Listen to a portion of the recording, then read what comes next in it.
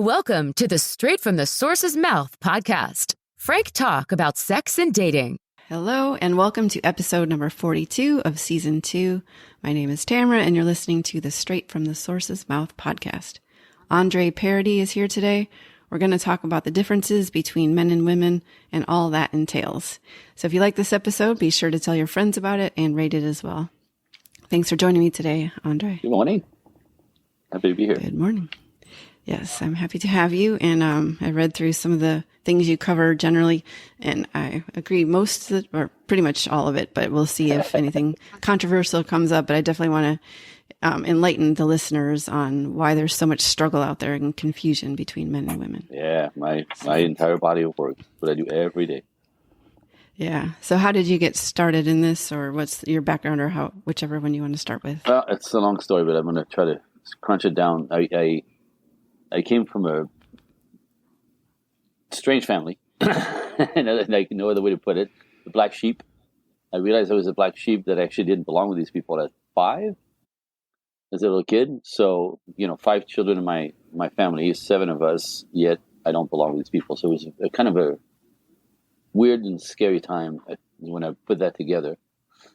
So what happened is I started watching, I became very super aware of them and why, like trying to understand how does that, like how can you be born in the wrong family? How does that work? Like, how is that possible? So that became my sort of awareness, and I've been watching people ever since. Part of that was trying to figure out my own, I became fascinated with the human condition.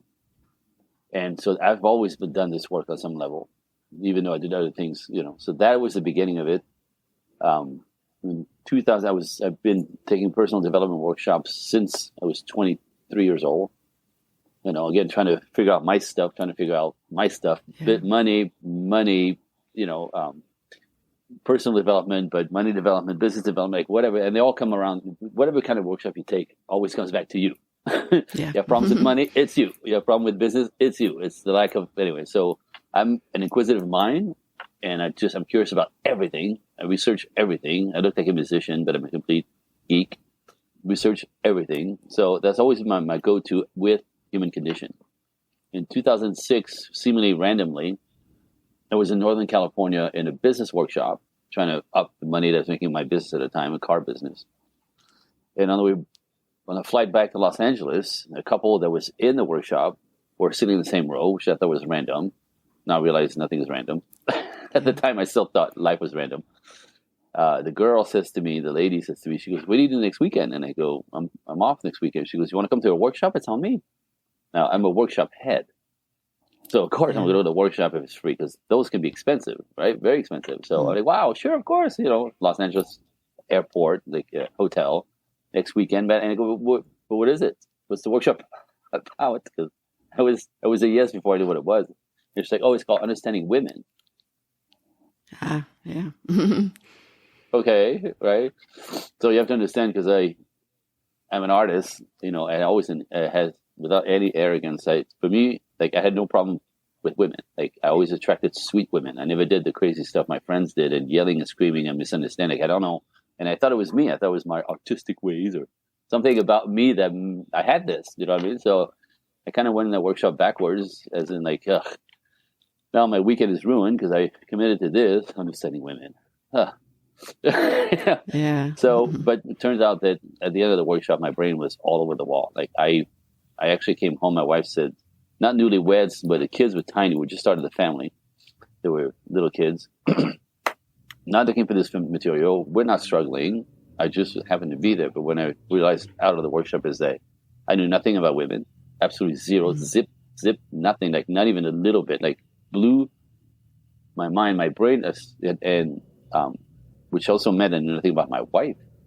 And my wife is my angel, my baby. She's my girl. She's and then I realized again, when I realized it's what I didn't know that was dangerous. It's what I don't know that's dangerous. Like, I'm doing things to her that I don't know I'm doing to her. Yeah. She's assuming things by my action or my lack of action, my words, my lack of word. Like, it all means something to a girl. I didn't know that. I never have any intention of hurting her feelings or making her feel unsafe or insecure or what's she doing now. Like, it's never my go-to. So It's never my fault. Oh, wait, it's always my fault. So that, to me, was super dangerous. I was not going to be statistics because I didn't know. I'd lose my baby and my family because I didn't know. No, not so. I just went into that company's entire curriculum. I became a workshop leader for that company because I'm a teacher at heart. So, you know what I mean? And that was the beginning of that. It turned out not to work out with that company, but as soon as when I moved on, I then ended up continuing the research and the work, more fascination, more curiosity about this whole thing. Dr. John Gray, Shanti Felhan in the South, Esther Perel, who was not known at the time, was now famous. These are people I work with, trained with. Wow. And then Dr. Pat Allen in Los Angeles, probably the most famous family child marriage therapist. So I'm trained also as a therapist, even though I'm not a therapist. I don't want to be a therapist. I don't want to be bound by those licenses or that license. Yeah. So I do NLP work. I do, communication work. So I have a lot of training. The cocktail. So that's how I got to be here. Yeah, that's awesome. And like you said, that's pretty much the root of issues with men and women just not understanding and not even knowing there's so many differences that you're not a man, you're not the opposite sex. Like you just don't operate that way. So it's too hard to get. The culture keeps telling us we're equals, and that's, equal rights, equal pay. I understand that. It turned into the concept that we're equal beings, that we're supposed to operate the same way, that men are supposed to be sweet and sensitive and vulnerable, like women to be good men. Well, no, that's your girlfriend. And the women are supposed to be strong, independent, and powerful to be worthy nowadays. And this is the problem that I see every single day. There's something to that, but when you take it to the hilt, the idea that we're equals makes it impossible to build relationships. Impossible. Yeah, and I just read a book. I'm just starting a book, The Way of the Superior Man. You may have read it too. And David Data. Yeah, and I've just started, but it pretty much is the same thing. In the bedroom, you cannot be equal. Like that's the one place you may be equal in life or jobs and stuff. And that's a huge deal. That's a huge deal because that idea of equality becomes either man on man, which means you're going to fight, or if you go one a woman, right, nothing happens. Nothing happens. So it's, again, everything I teach is nature and science. And we know that if nature knows best, you could go against nature, but it's going to come and bite you in the butt. There's nature that, does what nature does. And there's rules of everything in nature. And one of the biggest rules is polarity. Everything's polarized. Masculine and feminine, yin yang, black, white, like magnets, positive, negative. Mm-hmm. Like the magnetism, the polarity is essential for anything to grow, to flourish, to expand. You know what I mean? We need so everywhere in nature, nowhere in nature are things neutral. They're all polarized, and that's the juice of life. So we think we're better than that. Well, big mistake, and that's where the struggle comes from. Not knowing, but actually that false belief that equality is the key. It's not. It's not for a relationship. It'll kill it. Yeah, and I have a podcast about sex and dating, so I think most men assume I'm like all about it and like going to take charge and like, try to rip their clothes off when I see them or so.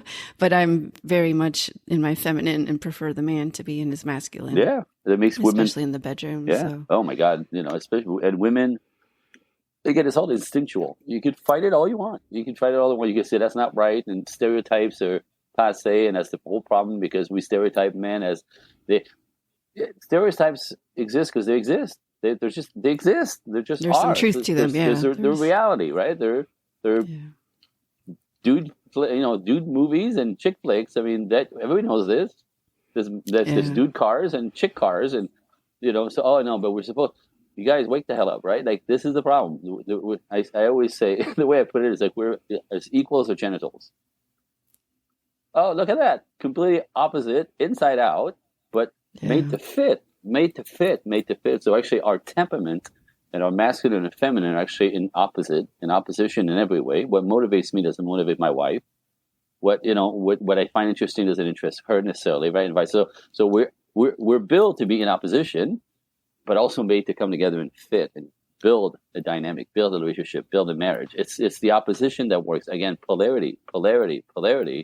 That's nature. Yeah. So what are we fighting here? Go with it. And what are some of the biggest myths you see with men about women or women about men, like what they think they want or have, or like what some of the biggest issues between the sexes. We've given so much, I won't say power, but a voice to women. The patriarchy has been, putting you down for centuries. It's time to get in front of men because men have been in front of women for millennia, blah, blah, blah. Well, no. That's again, so you're going to fight. Is that it? So you're going to, if you make half the planet the enemy, how's that going to work, ladies? Right? So it's not men in front of women, even though it's been that. But again, at the source of patriarchy is men providing and protecting women and children. Yeah. Right. There's been some get out of the way. You don't need to vote. You don't need to bother yourself with this. It's not an emotional decision. It's a logical decision. Right? Like there's the reason why, I don't want to go there. It becomes political, but there's a whole reason when, emotions don't belong in logic and women are more emotional. So men often don't bother with this. Like, we got this. We need this country to thrive, this family to thrive.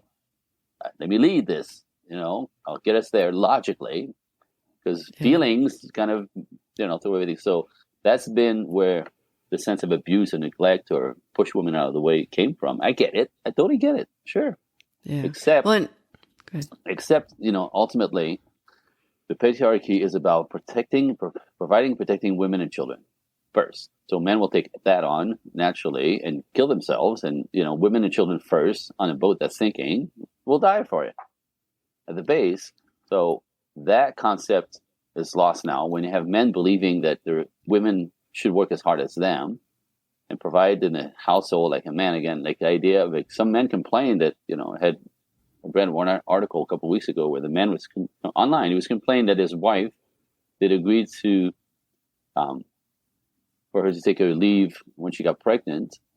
And then she realized that happens all the time, by the way. Again, nature will mess with you if you try to get against you. You'll pay. So she realized that 3 months or 6 months after having the baby, she was like, I can't go to work. I can't go back to work. I can't leave this child to some stranger, a 3-month-old or 4, whatever, and they can drop him off and then go to work. And that's insane, right? Like the reality came back in, and he's like, I'm so disappointed with my wife. She's complaining online because she doesn't want to go to work, and like, how are we gonna? Like, he's complaining that she's such wants to be naturally a good mother. He wants her to work instead because she, the lifestyle will change.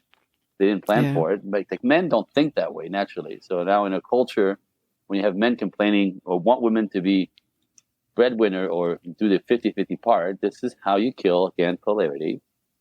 And things will come back to bite you in the butt. I mean, I'm just saying. So your turn. Yeah, no. And I know the younger generation is not going to agree with that. And I can, to some extent, I can see, like we said, with the work environment, I can see a little more relaxation on that, all that stuff. But definitely, my issue is in the bedroom for sure. There needs to be polarity. But yeah, work life, I don't know. I definitely see both sides, and I think it works better when men are men, or men are masculine and women are feminine. Yeah. But back to nature. Back to nature. Back to nature. You know what I mean? Yeah. And I mean, there are a lot more people that don't want to have kids even, so that part comes out of play. And that's fine. You know what I mean? I'm not, people do what they want to do. My part is, when it's not working and they don't understand why it's not working, well, this is where I come in. This is what's not working. We know what doesn't work and why, all the way through. So if you want a classic type family, there's a modern way to do this. I'm not talking about going back to the 50s. That's ridiculous. But there's a modern way to do what works.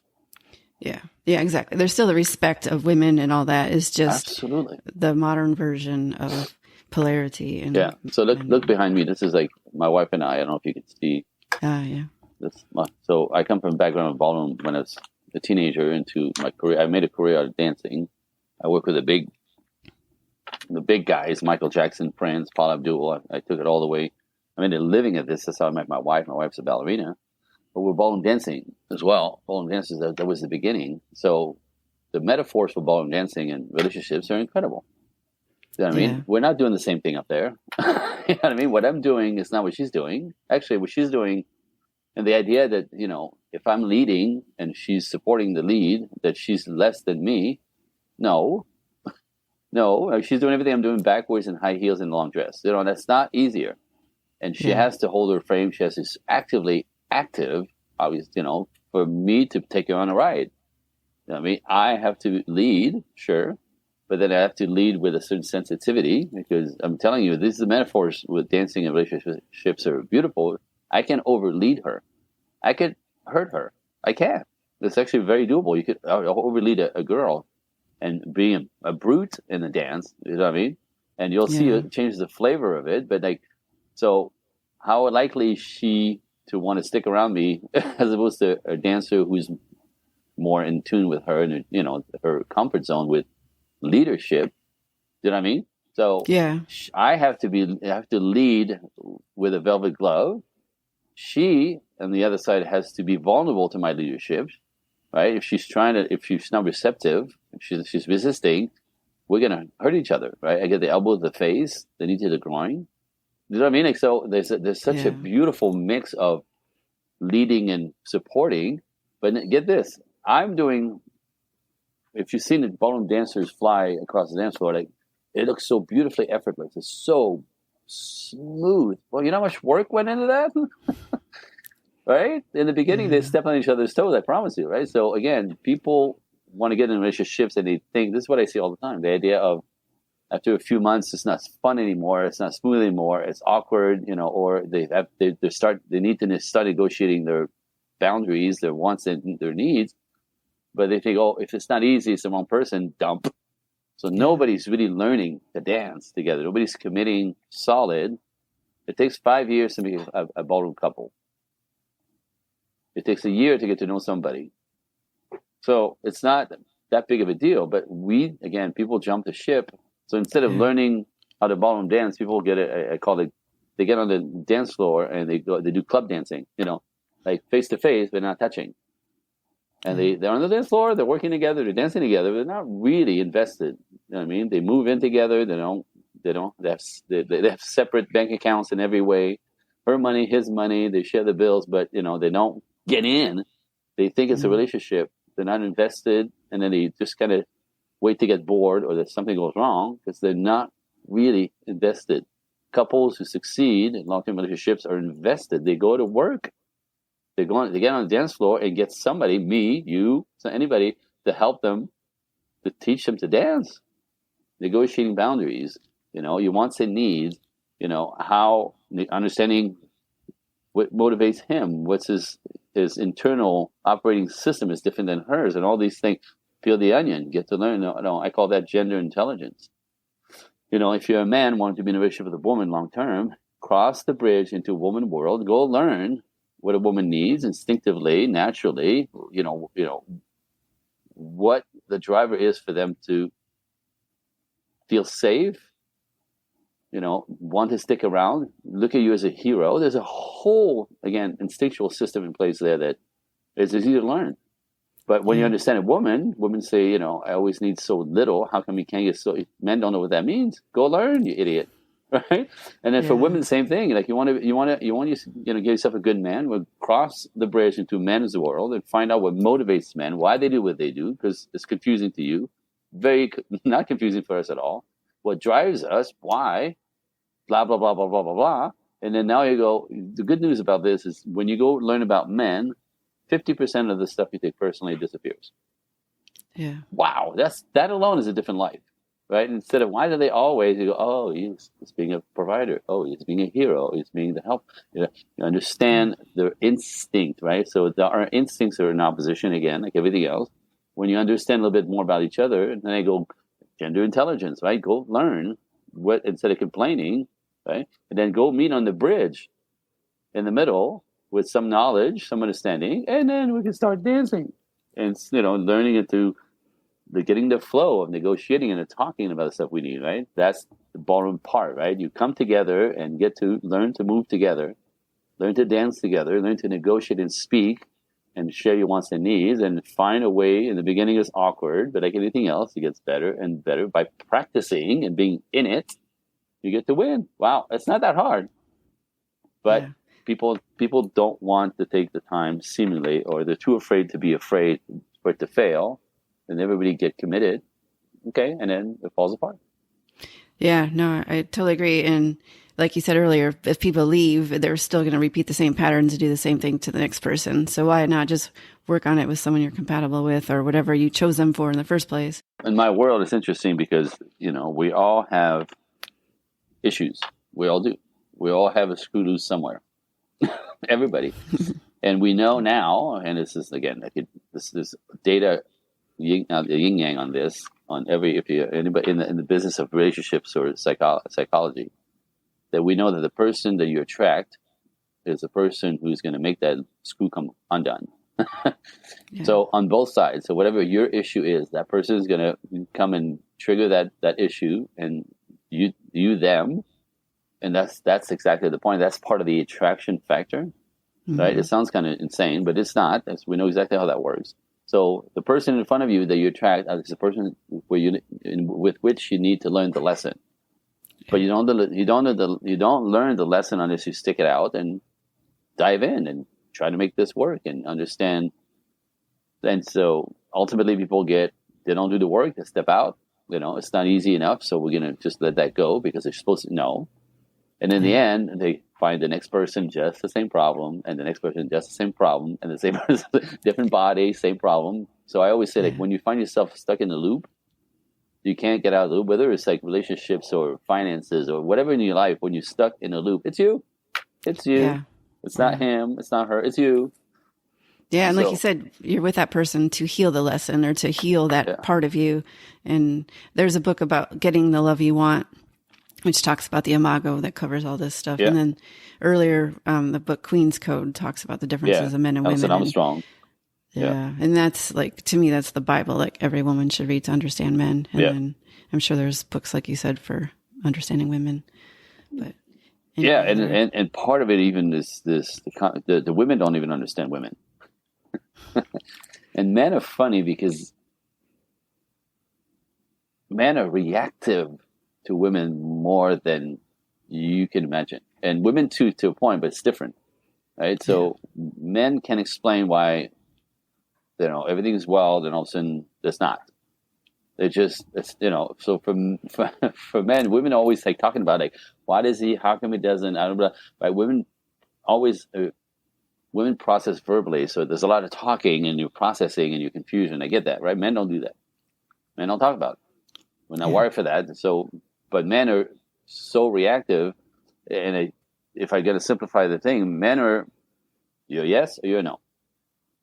That's it. Right? Yeah. Like you're yes or you're no. So if you're yes, no, yes, no, yes, no, you can have a funny dynamic with that dude. Right? Yeah. So what makes you a yes, yes, yes, yes, yes? Again, gender intelligent. Go find out what men not only are looking for, but what keeps them connected, what instinctively pulls them forward as opposed to push them away. Because they literally pull they rock back and forth between, yes and no. So I have a bunch of, I have an article called The 5 Things Men Need to Commit. 1, 2, 3, 4, 5. If you're missing one of them, you're not getting married. You might stick around. It'll keep you around because you have 4 out of 5, but you need 5 out of 5. Yeah. Period. Right? And men cannot explain to you. They just, I don't know. Like it's missing a piece. I don't know.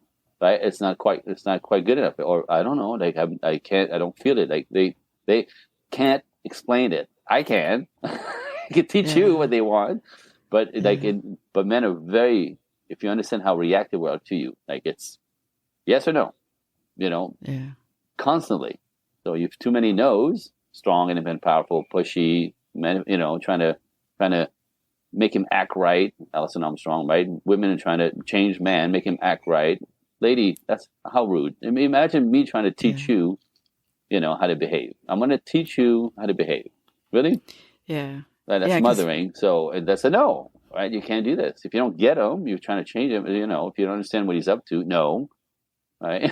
There's so many ways to be a no that you're blind to. Not your fault necessarily, just don't understand. And this is why, like what I said, ladies, why would a man want to commit to you for life? Like, what makes men commit? Crickets.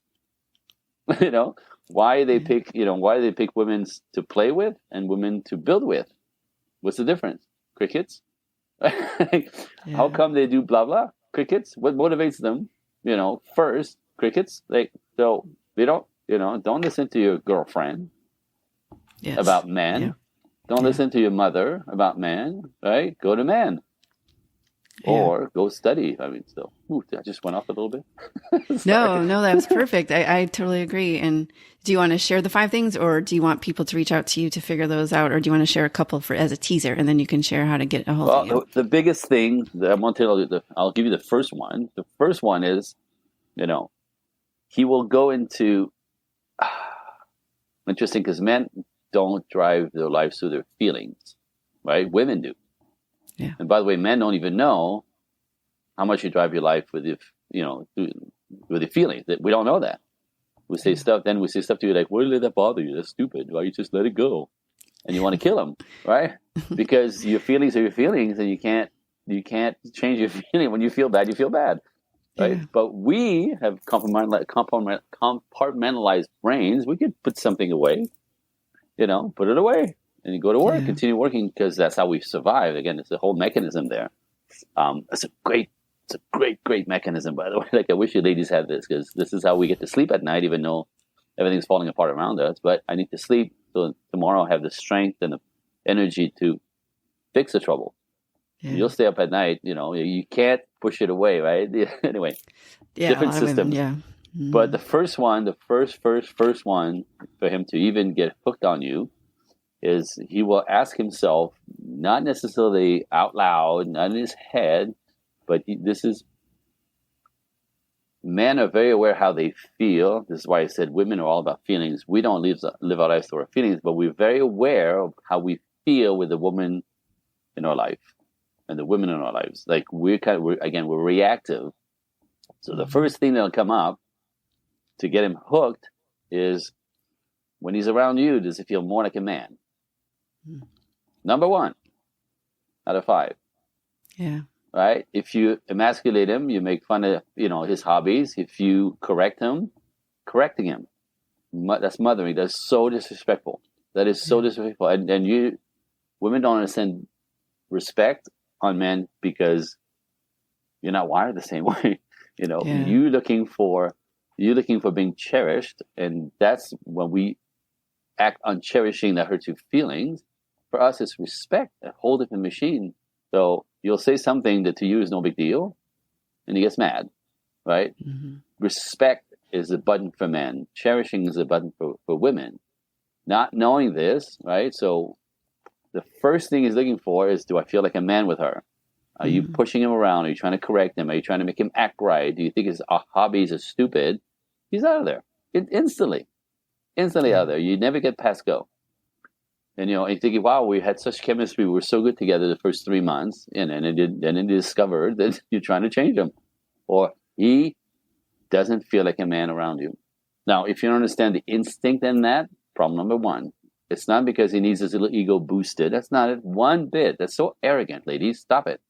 Ego. Yeah, his ego is a sense of self, and he has to feel more like a man when he's around you than somebody else.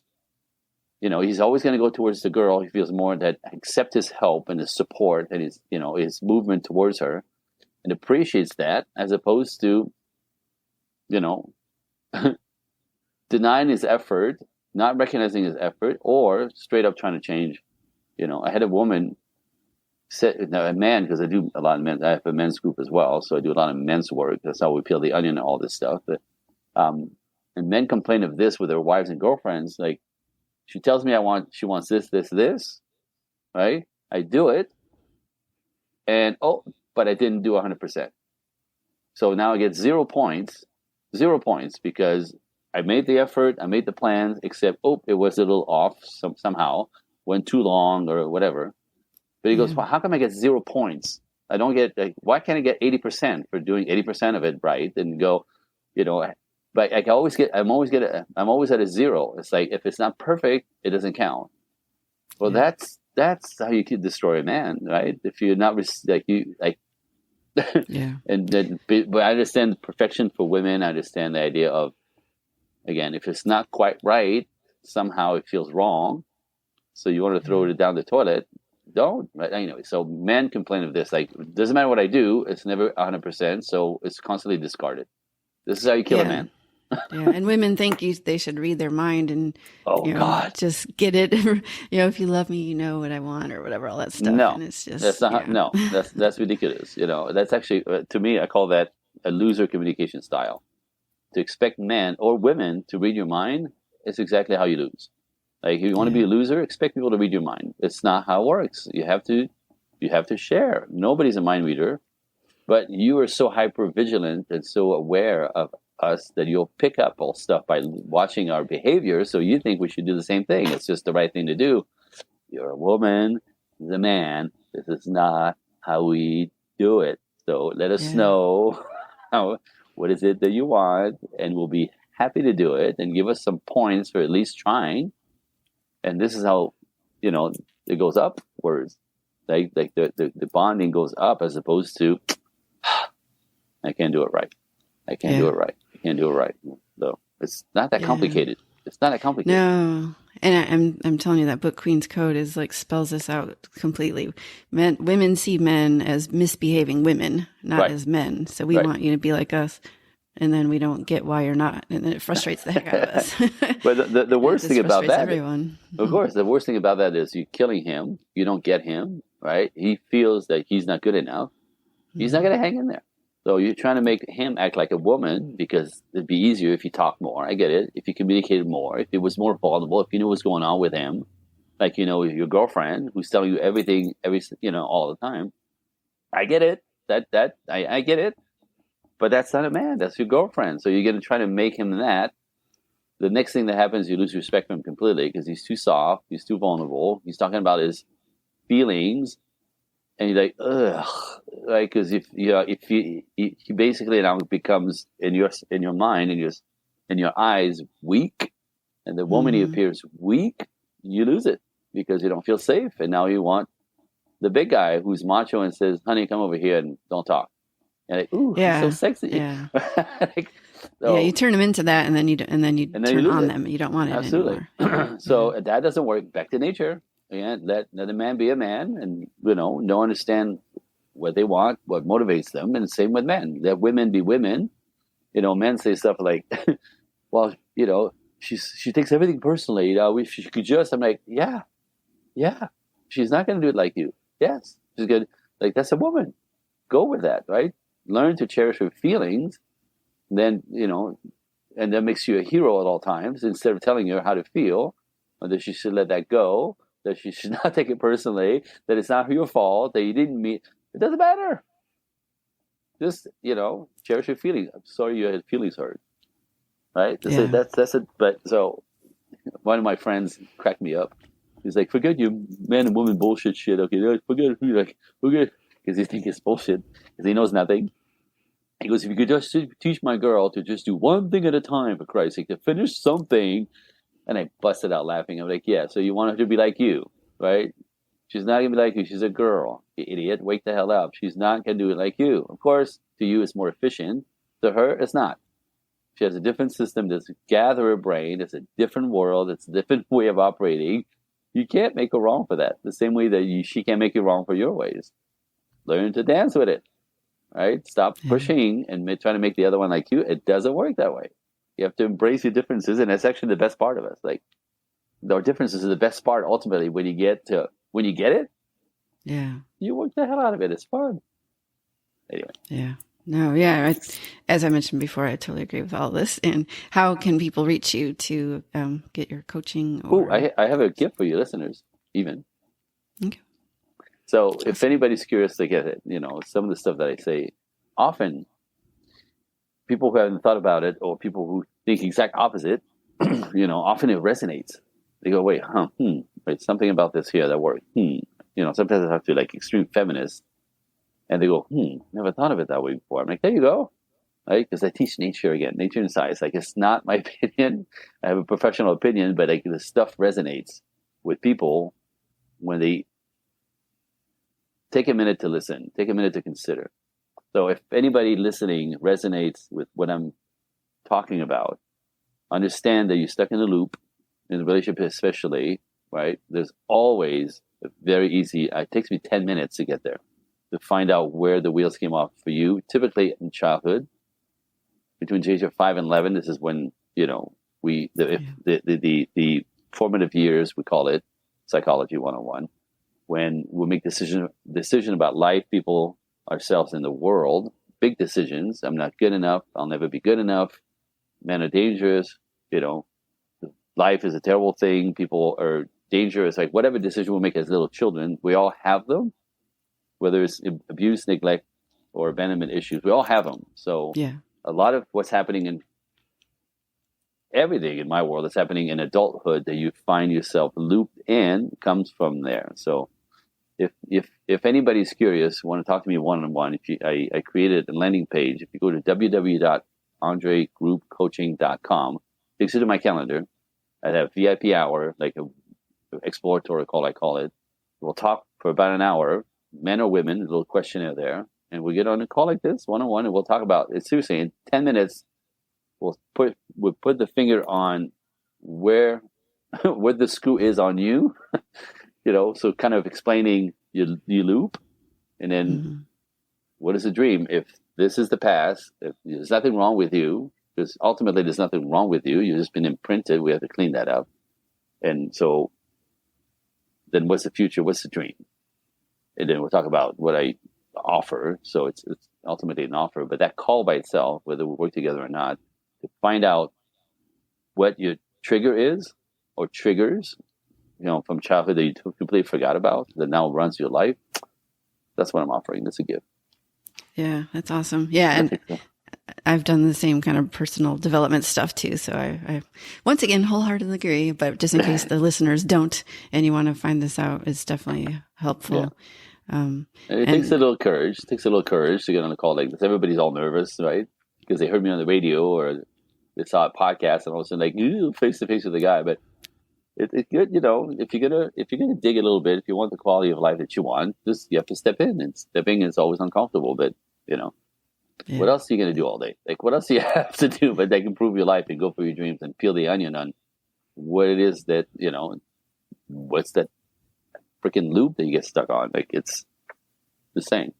So yeah. So I'm just gonna have you do final comments, and then we'll end, so people can definitely reach out to you after this as well. And I'll put it in the description, your website you mentioned. And I have the website. If you, I have a website, projectequinox.net.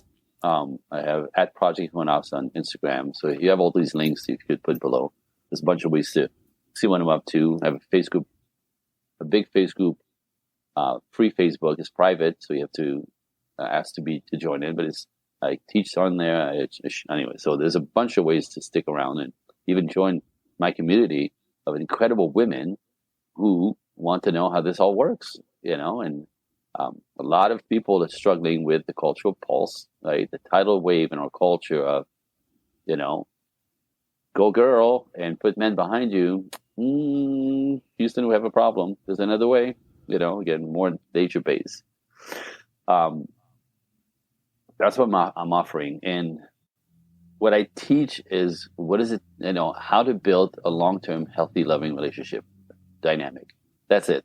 If you want to have fun, if you want to hook up, I'm not that guy. You know what I mean? And I have no judgments. You don't want to have fun. You want to throw, caution to the wind. You want to do, you want to be hedonistic. I called it, like, you just have fun. That's fine. That's totally fine.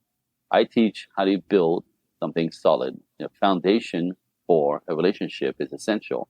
You don't build the house on stick in the sand on the beach. You need a foundation. There's an ABC to this, again, based in nature, that it's easy when you understand it. Easy.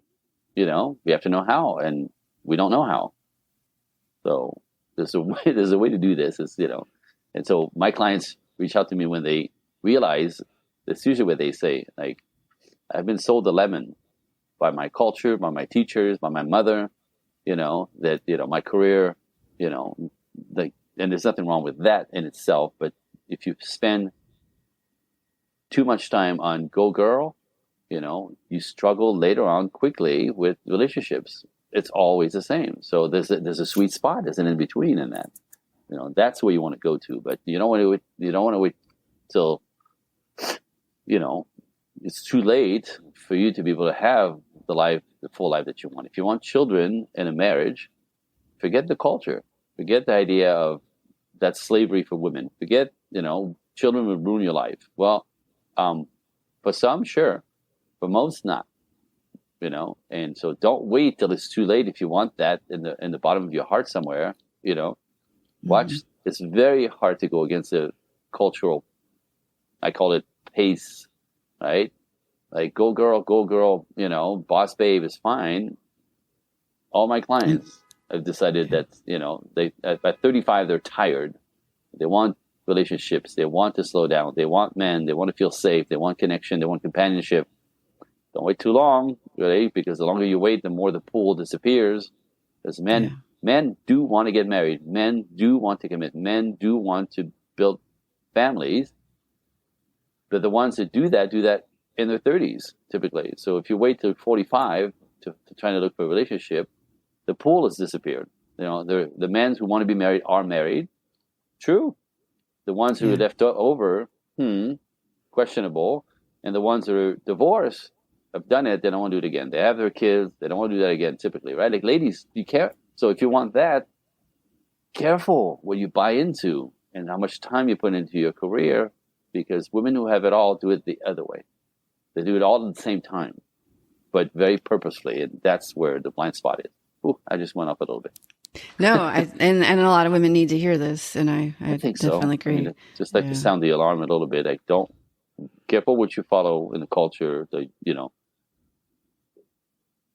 Careful what make sure you're clear what you want, because if you want a more traditional lifestyle where you feel safe in the relationship with a man, you got to get that handle. You have to get to work. You have to practice. You have to step into that actively, as actively as finding a job. So especially if you want your own biological kids. There's a lot of older women that just use donor eggs and other things. But if you're set that you want your biological kids. Yeah, it's much cheaper too, by the way. You know how much it costs to do that whole thing after 40? Insane, right? Celebrities do it all the time, but they have the money to do it. The rest of people. And they don't talk about it too. Like, I know we're going off a tangent on that. They don't mention that they're using donor eggs to get pregnant over 40. Absolutely, so the rest of society thinks, we can still get pregnant. Yeah. Well, get this. After the age of 40, a woman has only 5% chance of getting pregnant naturally. 5. 35 is the ticker. At 35, the tick, tick, tick is present and loud. Now, again, if you don't want kids, who cares? But if you do, if you have that in your gut somewhere, step in. Step in. If you don't understand man, then you call me. I think this is, I always say this is the best episode, but this is going to be very helpful for a lot of people. And hopefully some of the younger women didn't get turned off by the beginning part of this where, it was very blunt about be a man and a woman and all that. Because, some of them they're just so sure that, the girl boss way is the way. Well, but like you said, if they definitely want kids, then they need to reconsider some of the things. I call it, I sound the alarm. Like, think it through. Don't wait till, I can tell you horror stories of women who wanted all this waiting too long. Yeah, no, I know many myself. So. Yeah, and it's a terrible ending. 51 years old, no kids, no husband, alone, with a few cats, and thinking, what happened to my life? This is not, where's the dream? My mother promised me this was going to be the way to, the perfect life, that having money and a career, have myself independent, I don't depend on anybody, is the way to win. Oops, like hundreds of these. They're not happy. That's a terrible thing. So my thing is always, sometimes people call me misogynistic because no, I love women. I'm trying to protect all of you from a false belief, really, that's out there. Same with men. I work with men. I have a men's group. I help men understand all that stuff as well. We weaken men so much. We shame them out of being masculine. They don't know what to do. Right? Yeah. So we retrain men into stepping into their power so that women can respect them. Back to nature. Yeah. So I'm just saying.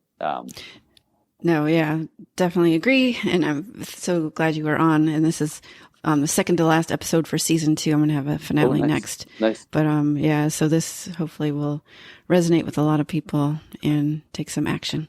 So thank you very much for being on. Absolutely, thank you. And I will include the information that we talked about, the sites and the landing page and all that. So beautiful. All right. Well, thanks again. And if you love this episode, be sure to rate it and tell your friends about it, especially if they're on that cusp of wanting kids, but getting up there in age. So, all right. Thanks again. Okay, of course. Bye. Frank Talk, Sex and Dating Educates.